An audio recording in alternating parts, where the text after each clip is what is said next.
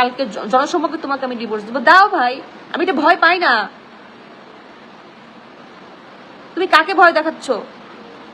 এটা তো অনেক আগেই হওয়ার কথা ছিল। যখন ওই সময় যখন বড় রকমের ঝগড়া হলো, লাইভ টাইপ করলাম যখন, তখনই তো আমাদের ডিভোর্সের কথা।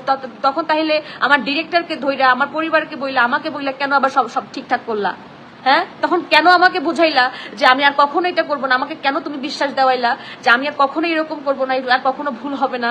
তোমার যা ভুল বোঝাবুঝি ছিল সেগুলো আমি ক্লিয়ার করে দিলাম, এগুলো কেন বলছিলা?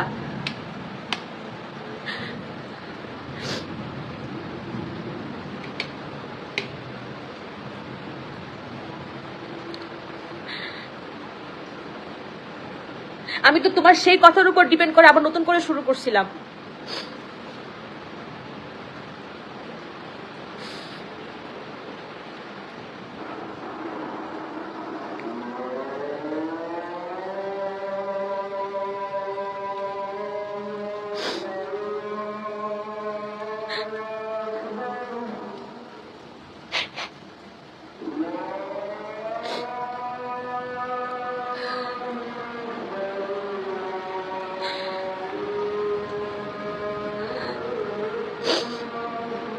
এই যে আজান দিচ্ছে, আমি একটা কথা বলি আদি, তুমি অবশ্যই আমার লাইভ দেখতেছো বা পরে দেখবা। আমি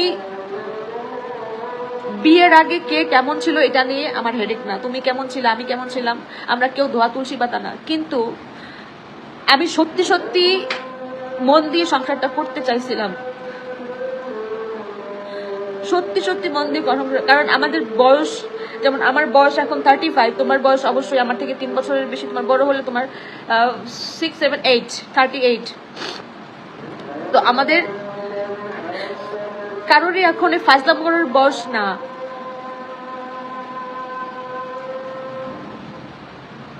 তুমি বলো আমি চাপ নিতে পারি না, তোমার চাপটাও শিখতে হবে ভাই। তুমি এখন ছোট বাচ্চা না, বাচ্চার বাবা হতে যাচ্ছ, তোমার চাপ নেওয়া শিখতে হবে। তুমি চাপ নিতে পারো না কেন? তোমার আর কোনো পুরুষ নাই পৃথিবীতে যে তারা সংসার চালাচ্ছে, আবার বউকেও দেখাশোনা করতেছে, আবার বাচ্চা মেনটেন করতেছে। তুমি একটুখানি মাথায় চাপ আছে, তুমি পাগল হয়ে যাও, তুমি তোমার খাওয়া দাওয়া বন্ধ, তোমার গোসল বন্ধ, তোমার আমার সঙ্গে কথা বলা বন্ধ, তুমি ঠিক মতো তোমার লাইফ লিড করতে পারো না। তোমাকে এগুলো মেনটেন করতে হবে।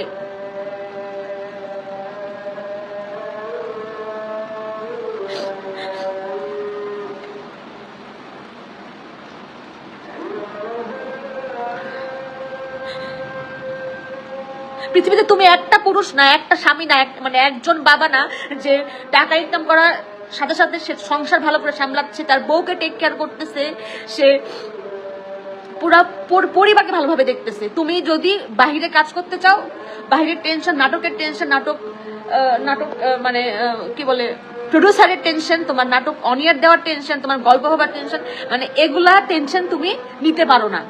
নিলে তুমি হ্যাং হয়ে যাও, তখন আমি তোমার লাইফ থেকে, সংসার তোমার লাইফ থেকে মাইনাস হয়ে যাও। তখন তোমার যে একটা বউ আছে, তোমার যে একটা অসুস্থ মানুষ আছে, তোমার এটা তুমি ভুলে যাও।